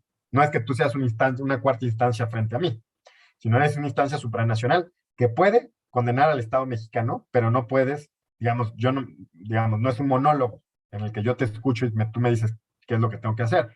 Hay una relación dialógica. ¿Por qué de diálogo? Porque puede suceder que el precedente aplicable, el más protector, sea el de la Corte Mexicana o de una corte o de un tribunal colegiado, un juzgado de distrito que fue más allá o fue más protector que la doctrina de la Corte Interamericana. Otro punto de la contradicción 293, que es muy importante, es que la contradicción 293, ha sido muy mencionado, que es que la contradicción 293 prevé la situación o la primacía de la Constitución mexicana cuando se establece una restricción constitucional a un derecho previsto en una convención. Por ejemplo, el arraigo. El arraigo sería una figura que es inconvencional, es contraria a la convención, pero está prevista en nuestra Constitución. Al ser una restricción expresa en la Constitución, lo que dijo la contradicción del 93 es que prevalece esa restricción expresa. Ojo, esta consideración, primero, si es una restricción, siempre se tiene que interpretar de la manera más restrictiva posible. Acuérdense que los derechos humanos en su ámbito protector se interpretan o se aplican de la manera más amplia posible, dándole el mayor alcance protector, y las restricciones o limitaciones a los derechos se tienen que interpretar de la manera más restrictiva posible. Al contrario, la regla contraria. Eso es lo primero. Segundo, esta cláusula que se puso en la contradicción 293 no era parte original del proyecto presentado, pero así se decidió por el órgano colegiado y creo que en su momento fue la mejor, resolución que pudo salir, en tanto permitió la conformación del bloque de constitucionalidad. Es decir, entendiendo que se trataba de un órgano colegiado en el que uno no puede decidir por sí mismo cuál es lo que uno quisiera, si una sola persona redactara la sentencia, hubo, para que el acuerdo del Pleno saliera, tenía que suceder que el bloque de constitucionalidad se reconoce. ¿A qué me refiero con bloque de constitucionalidad? Esta idea de que los derechos humanos previstos en tratados internacionales firmados por México y los derechos previstos en Constitución se relacionan de manera sistemática y se aplica el más protector. Y se salva, se estableció esa posibilidad de que si hay una restricción constitucional prevista expresamente en la Constitución, pues se prevalece la Constitución cuando se trate de una restricción. Ahora, las restricciones son las menos y deben ser interpretadas como las menos posibles, ¿no? Como una excepción a la regla. ¿Qué más? En la contradicción de 293 se van a reiterar los criterios de interpretación que ya mencioné, interpretación conforme en sentido amplio o interpretación, yo le podría llamar sistemática entre tratados internacionales, o entre derechos humanos previstos en tratados y Constitución, una interpretación sistemática, y cuando hay una dificultad en la aplicación conjunta, aplicas el principio pro persona. ¿Qué significa eso? Que vas a aplicar la norma más protectora al derecho humano. Segundo, se va a reiterar interpretación conforme en sentido estricto. ¿Por qué interpretación conforme en sentido estricto? Ojo, otra vez, si existe una interpretación legal que salve la constitucionalidad de la norma, tiene que ser optada o se tiene que optar por esa interpretación legal. Y finalmente, si no cabe esa interpretación legal o esa interpretación que haga posible salvar la constitucionalidad de la norma, entonces sí, en un control de convencionalidad, declaras la inaplicación de la norma. ¿Okay? Bueno, ¿qué más nos queda de esto? Hay, por ejemplo, Eduardo Ferrer Magrero, que es un juez de la Corte Interamericana, pero a la vez es un académico constitucionalista muy prestigiado, ha dicho que hay distintas intensidades en las cuales se ha incorporado el control de convencionalidad en los países de la región, en los que están sometidos a la jurisdicción de la Corte Interamericana. Hay quien utiliza, hay algunas cortes supremas o cortes inferiores que utiliza la doctrina de la Corte Interamericana de Derechos Humanos solo como un argumento de autoridad, es decir, construyen todo su argumento y al final dicen, bueno, y además la Corte Interamericana ha dicho básicamente lo que yo estoy diciendo. Hay otros que dicen, no, ya los utilizan como pautas interpretativas, es decir, la Corte Interamericana nos dijo, por ejemplo, que el debido proceso significa A, B y C. Ah, pues yo sigo la misma interpretación que la Corte Interamericana. Esa es una incorporación de mayor intensidad de la jurisprudencia de la Corte Interamericana de Derechos Humanos. Finalmente, hay una tercera, digamos, hay una tercera etapa, podría ser, no necesariamente, digamos, esto depende cómo lo vea uno, si es mejor o peor, pero hay una tercera etapa en la que se está construyendo un derecho común, en la que distintos países conforman, digamos, tienen entendimientos comunes de la libertad de expresión, entendimientos comunes de la igualdad, entendimientos comunes de la libertad, etc. Digamos que son distintas intensidades del control de convencionalidad y de la aplicación de la jurisprudencia de la Corte Interamericana de Derechos Humanos. Otro punto que es importante discutir sobre el control de convencionalidad, ¿en dónde nos sitúa, digamos, todo esto? Si ustedes, digamos, recapitulamos, ¿qué es lo que sucedió en México? Que veníamos con un modelo semiconcentrado de control constitucional en vía amparo. Teníamos dos mecanismos de control constitucional o procesos constitucionales, acción de inconstitucionalidad y controversia constitucional, que son de conocimiento exclusivo de la Suprema Corte y por tanto son concentrados, muy propios del sistema europeo. Y luego viene toda esta incorporación del control difuso de convencionalidad, que en su sistema se parece mucho al control difuso norteamericano, porque todos los jueces del país lo pueden llevar a cabo, porque los efectos son la inaplicación de la norma para el caso concreto y no es una declaratoria de invalidez. Entonces, ¿qué tenemos en México? Que nuestro sistema de control constitucionalidad, convencionalidad, pues es una mezcla, digamos, muy particular, muy compleja, diría yo, de control constitucional en México, en donde el amparo es una de las piezas claves por su tradición y digamos, por lo que significa y que es el mecanismo más, digamos, que tenemos las personas titulares de derechos para reclamar nuestros derechos, y por eso tiene tanta relevancia, ¿no? Por eso es que es tan importante que se vuelva un mecanismo de fácil acceso, que, digamos, tiene muchas complejidades, infortunadamente, pero que en la medida de lo posible, la interpretación de las figuras procesales debe facilitar el acceso a la justicia constitucional y no, al contrario, hacerlo más difícil. Ahora, ¿en qué etapa del control constitucional nos pone esto, digamos, toda esta historia de la que hemos contado, constitucionalidad, convencionalidad en México al día de hoy? Bueno, hay teóricos digamos, de la justicia constitucional que dice que hay tres olas de la justicia constitucional. La primera ola es la que viene después de la segunda posguerra en Alemania, España, Italia, etcétera, en las que se establecen los tribunales constitucionales. Luego viene una segunda ola que es en donde estaríamos encontrados, digamos, en México en este momento, que es cuando las Cortes Supremas Nacionales le dan dientes o fuerza al derecho internacional de los derechos humanos y a las sentencias de la Corte Interamericana o a las sentencias del Tribunal Europeo, dependiendo del sistema donde nos encontremos, o a las sentencias de la Corte Africana. ¿Por qué? Porque las Cortes Nacionales, y en el caso de México, la Suprema Corte, en el expediente Varios 902 y en la contradicción 293, lo que hicieron fue darle fuerza a la jurisprudencia de la Corte Interamericana, darle fuerza a los tratados internacionales o a los derechos humanos previstos en tratados internacionales. Porque bien podría haber sucedido que hubiera una reforma de 2011, que hubiera un caso Radilla y que la Corte Mexicana siguiera con la misma lógica anterior. Es decir, que básicamente entendía que los derechos humanos eran inferiores a la Constitución. Los derechos humanos previstos en tratados eran inferiores a la Constitución. Esa hubiera sido una lógica muy distinta a la que tenemos hoy. Afortunadamente, la Corte adopta en estas sentencias que he mencionado una lógica de vamos a darle fuerza a la jurisprudencia y a los tratados internacionales para que se complementen y sean todo un aparato teórico y doctrinal que nos sirva para interpretar los derechos humanos de manera sistemática, tanto los que están en la Constitución como los que están en los tratados. Entonces, digamos, en estos términos teóricos, estaríamos en lo que es la segunda ola del control constitucional.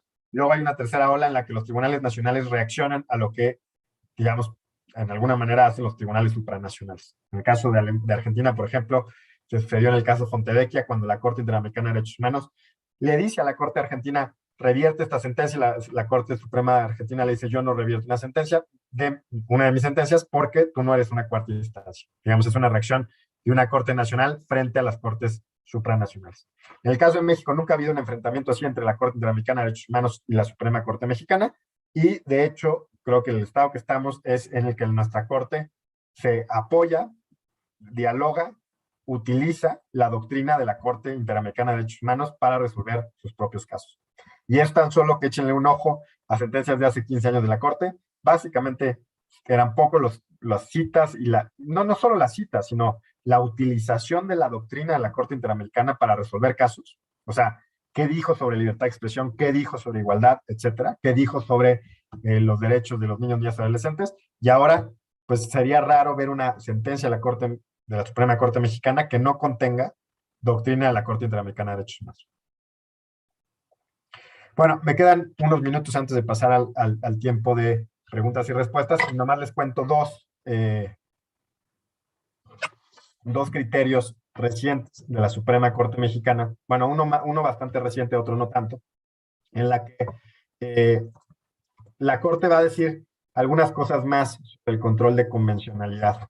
¿Por qué? Porque estas primeras sentencias que les di son sentencias, o que ya les mencioné, son sentencias que dieron los fundamentos, digamos, hicieron el cambio paradigmático de la jurisprudencia sobre el 133 y va a ser las primeras sentencias en las que se establece el control de convencionalidad. Pero se ha ido desarrollando y ha habido más desarrollos en el control de convencionalidad en México. En una de esas sentencias, la contradicción 299 del 2014, resuelta en 2014, la pregunta que se le hizo a la Corte fue si podía hacerse control de convencionalidad, es decir, a la luz de los tratados internacionales, de la Convención Americana y de la jurisprudencia de la Corte Interamericana y de la propia jurisprudencia de la Corte Mexicana. Es decir, si la jurisprudencia de la Corte Mexicana podía ser sometida al control de convencionalidad. Eso es lo que se le preguntó. Y la Corte resolvió que no, que eso no se puede hacer, que su propia jurisprudencia, al ser última instancia, no puede ser sometida a control de convencionalidad.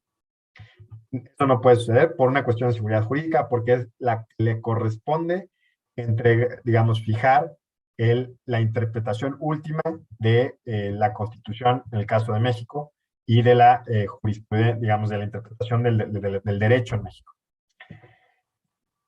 Y una última resolución, una contradicción de tesis, que ahora les digo el nombre, el número, es de septiembre del año pasado, en la cual la Corte Mexicana va a cambiar su criterio, va a abandonar uno de los criterios que dictó hace algunos años, en 2015, lo va a cambiar ahora con la nueva conformación en 2021, porque en 2015 la Corte había dicho en el amparo directo en revisión 1046-2012, había dicho que los jueces federales de amparo no podían, decía la Corte, no podían hacer control de convencionalidad de las normas sustantivas que regían el juicio original.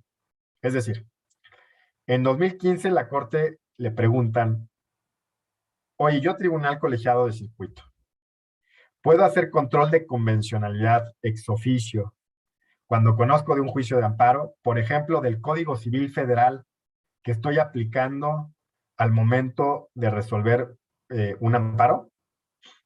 Supongamos que el juicio de origen, ahora otra vez, un litigio de arrendamiento entre partes, y ese litigio de arrendamiento estaba basado en el Código Civil Federal. Y se preguntaban los tribunales colegiados, ¿yo puedo hacer control de convencionalidad en el juicio de amparo, aunque no me hayan impugnado el Código Civil Federal que rige la controversia? ¿Puedo hacer control de convencionalidad de ese código? Y lo que la Corte en el 2015 contestó es, no, no puedes hacer control de convencionalidad del Código Civil Federal. Lo que puedes hacer es control de convencionalidad de la Ley Orgánica del Poder Judicial, de la Ley de Amparo y del Código Federal de Procedimientos Civiles. ¿Por qué? Dijo en ese entonces la Corte. Porque son la legislación que tú aplicas como juez de amparo. Tú no aplicas el Código Civil Federal, eso lo aplica el juez de primera instancia, de materia civil. Tú, juez de amparo, lo que aplicas es Ley Orgánica del Poder Judicial Federal, Código de Procedimientos Civiles y Ley de Amparo. Es todo lo que aplicas y, por tanto, es lo que te corresponde o lo que puedes llevar a cabo, en todo caso, en control de convencionalidad. Este criterio lo va a cambiar recientemente la Suprema Corte en septiembre de 2021 y va a resolver la Suprema Corte en una nueva contradicción diciendo expresamente que está cambiando su criterio y va a decir, bajo una nueva reflexión, considero que los jueces federales de amparo, por ejemplo, un juez de distrito o un tribunal colegiado, cuando conocen de un juicio de amparo, pueden hacer control de convencionalidad, no solo, como había dicho en 2015, de la Ley de Amparo, de la Ley Orgánica y del Código de Procedimientos Civiles, sino también de la legislación aplicable en el juicio de origen. Si el juicio de origen era un problema de arrendamiento litigado a la luz del Código Civil Federal y digamos, aplicable a la luz del Código Civil Federal, si yo en el juicio de amparo me doy cuenta que esa legislación sustantiva que sirve para decidir el caso de origen es una de las normas, es inconvencional, también en vía de amparo puedo hacer control de convencionalidad de esas disposiciones. Ya no solo, como había dicho en 2015, de la Ley de Amparo, del Código de Procedimientos Civiles y de la Ley Orgánica, sino también puedes hacer control de convencionalidad de el Código Civil o del Código Penal o de la legislación administrativa, de lo que ustedes quieran, que rige el juicio de origen, que luego es impugnado en amparo. Es decir, bajo esta última interpretación, la Corte amplía las potestades de los jueces de amparo para llevar a cabo control de convencionalidad en vía de amparo. Muy bien. Esta diría yo que es la última etapa del control de convencionalidad en México, de lo último que ha habido de pronunciamientos de la Corte, que es muy relevante, porque amplía esa potestad del control de convencionalidad de los jueces de amparo que antes tenían esa potestad más limitada. Ok, yo creo que hasta aquí podemos llegar con la exposición y damos paso al espacio de preguntas y respuestas. Muchas gracias, doctor Roberto Miembro Ortega. En atención al horario que se tiene disponible para la sesión, se realizarán el mayor número de preguntas que nos permite el tiempo programado, ya que hemos recibido un gran número de dudas y comentarios en el chat de esta transmisión. Me permito comentarle que estas preguntas se le plantearían en bloques de 3 cada uno. Muy bien, a continuación me permito leer el primer bloque que dice así. El control de convencionalidad contraviene el principio de supremacía constitucional, por lo que los tratados internacionales están por encima de la Constitución. ¿Cuál es la diferencia funcional y o técnica entre bloque de constitucionalidad y bloque de convencionalidad? Y la tercera, ¿es posible que una norma sea constitucional pero inconvencional?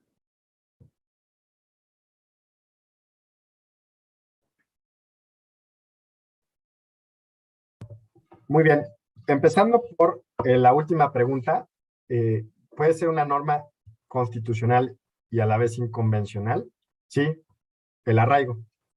El caso del arraigo es una figura constitucional que para efectos, si lo analizamos a la luz de la Convención Americana y de la jurisprudencia de la Corte Interamericana, sería una figura inconvencional. Ahora, si es una restricción expresa, como sucede en el caso constitucional, conforme a la doctrina de la Corte, esto es constitucional. O sea, prevalecería la restricción expresa a nivel constitucional. Hay una diferencia entre bloque de constitucionalidad y convencionalidad.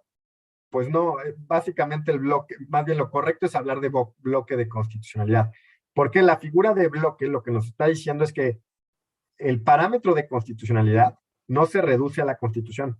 O sea, si uno piensa normalmente, ¿cuál es mi parámetro de constitucionalidad? Pues la Constitución. Cuando se habla de bloques que se están integrando distintas figuras, o sea, distintas legislaciones o distintas fuentes normativas para conformar un bloque de un bloque que te va a servir como parámetro. La idea de bloque de constitucionalidad viene de Francia, y la idea de bloque es que ahí se utiliza tanto la Constitución como la Declaración de los Derechos del Hombre y del Ciudadano de 1789.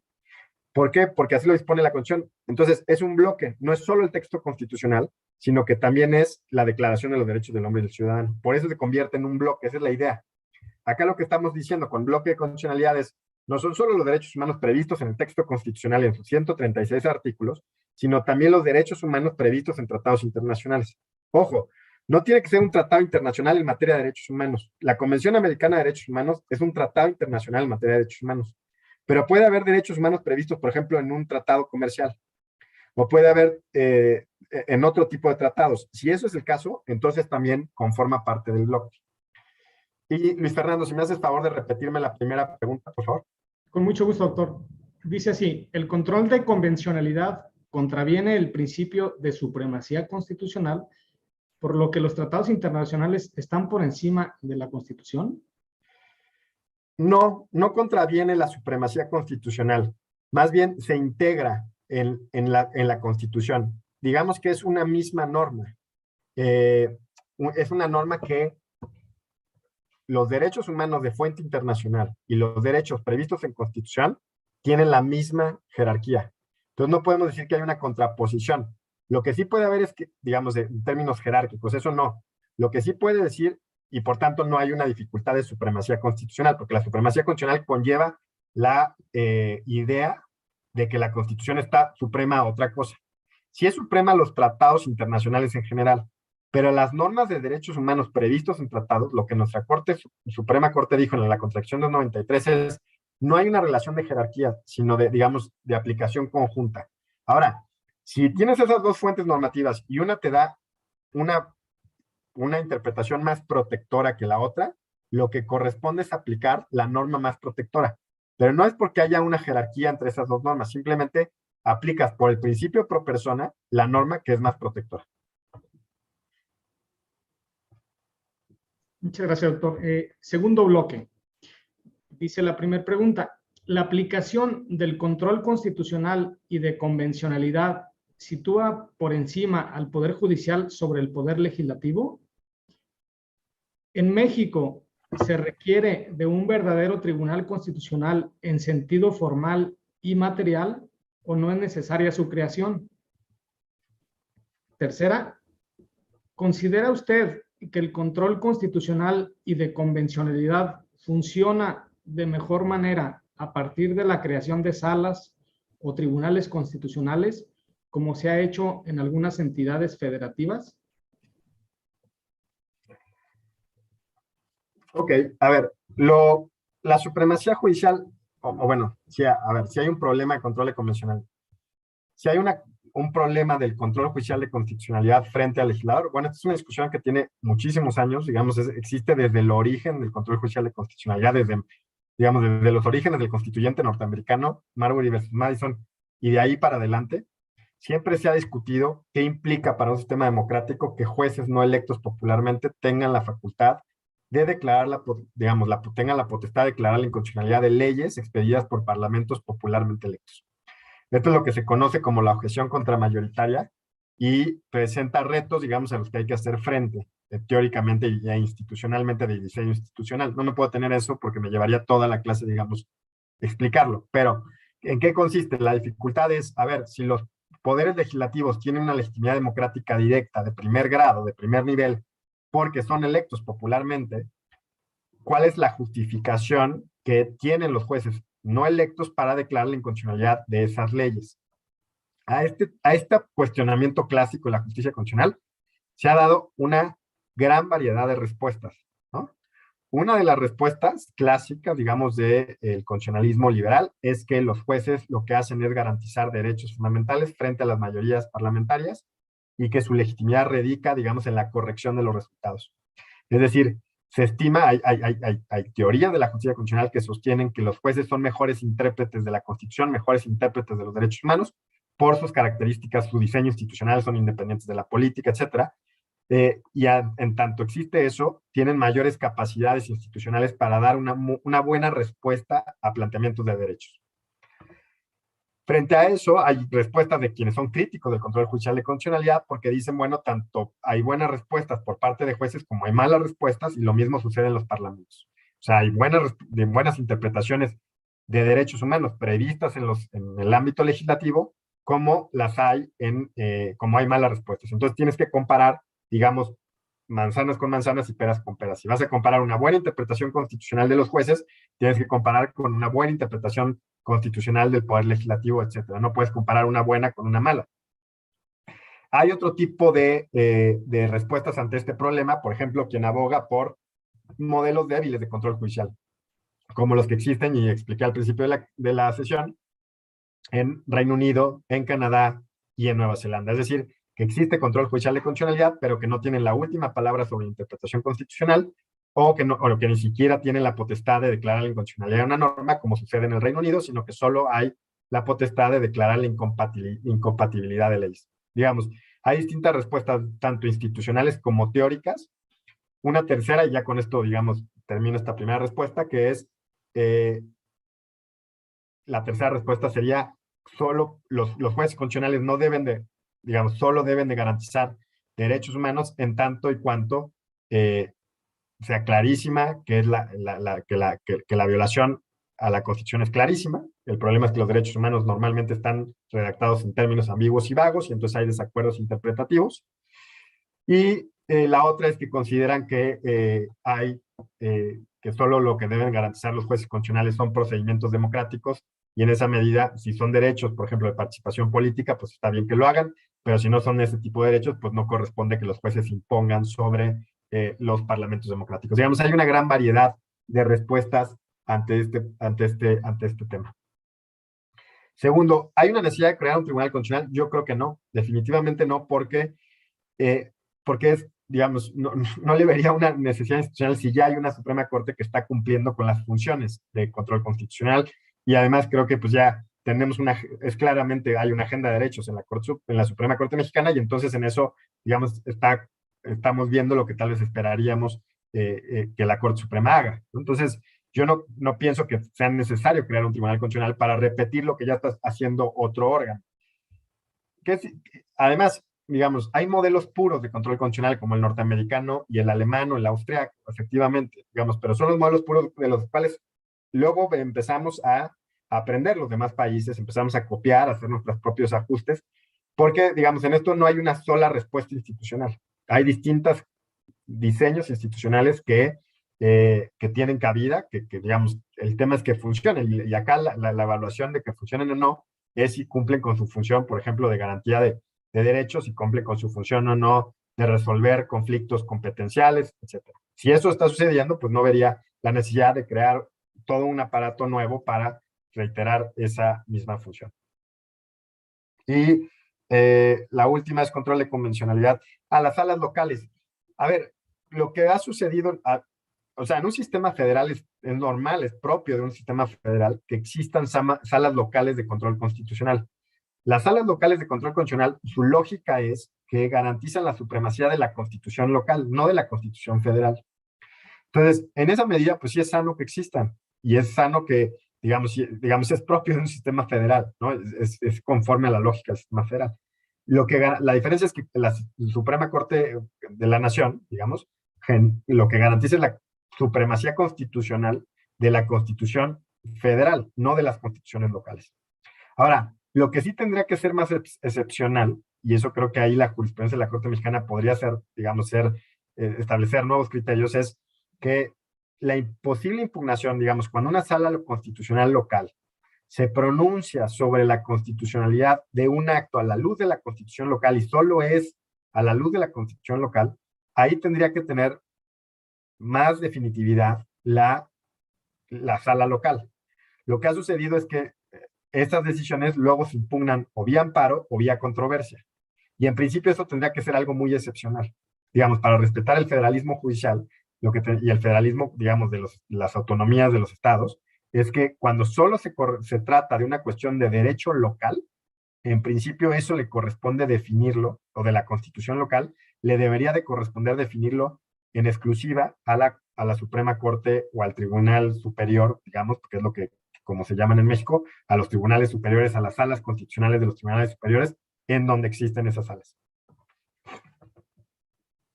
Perdón, nada más un apunte, me faltaba darles el número de la contradicción de tesis que se resolvió apenas en septiembre del año pasado, que fue la última contradicción de tesis que mencioné, que es la 351-2014.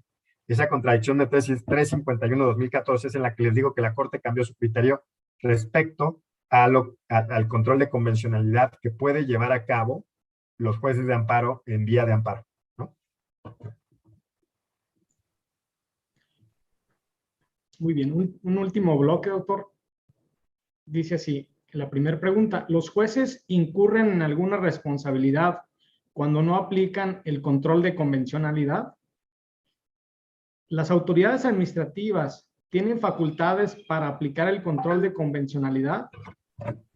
Y la tercera, ¿el control de constitucionalidad y o convencionalidad debe aplicarse en todas las materias del derecho?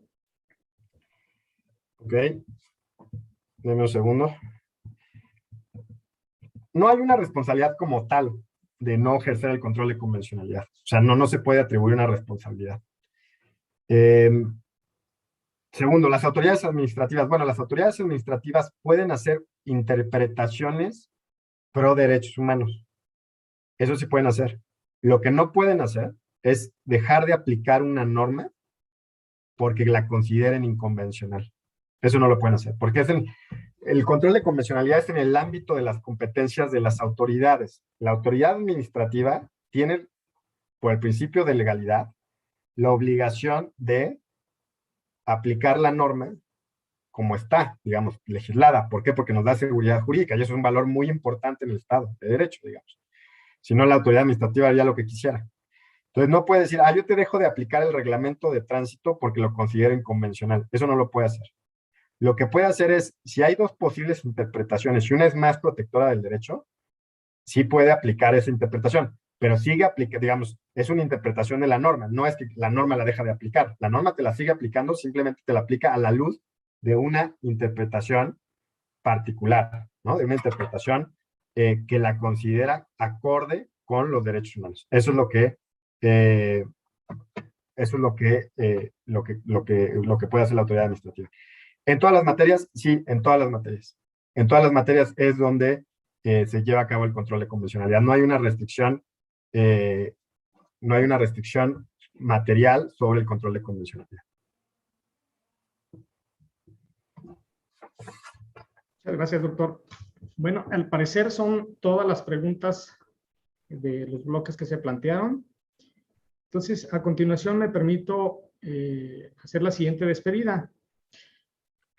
Antes de hacerla, ¿quisiera usted cerrar con alguna conclusión o consideraciones finales, doctor? No, pues nada más agradecer a quien nos escucha, que nos hayan acompañado en esta segunda sesión y bueno, espero que haya sido clarificadora del control de convencionalidad y constitucionalidad. Muchas gracias, Luis Fernando. Muchas gracias, doctor. En nombre de la Dirección General de Casas de la Cultura Jurídica y de la Dirección General de Derechos Humanos, agradecemos la participación del doctor Roberto Niembro Ortega, de igual manera a las personas intérpretes de lengua de señas por el acompañamiento durante esta transmisión. Antes de concluir, les recordamos que la próxima sesión del diplomado se llevará a cabo el próximo lunes 21 de febrero, en la que el maestro Miguel Óscar Casillas Sandoval, secretario de Estudio y Cuenta en la Coordinación General de Asesores de este alto tribunal, desarrollará la exposición del tema Interpretación Jurídica 1, correspondiente al módulo 2, intitulado Nociones mínimas sobre interpretación y argumentación. En la plataforma del diplomado, en la página de internet y en el canal de YouTube de Casas de la Cultura Jurídica encontrarán el respectivo vínculo de acceso a cada transmisión. La Dirección General de Casas de la Cultura Jurídica agradece a todas las personas que se conectaron a esta sesión, Tengan todos ustedes muy buenas tardes.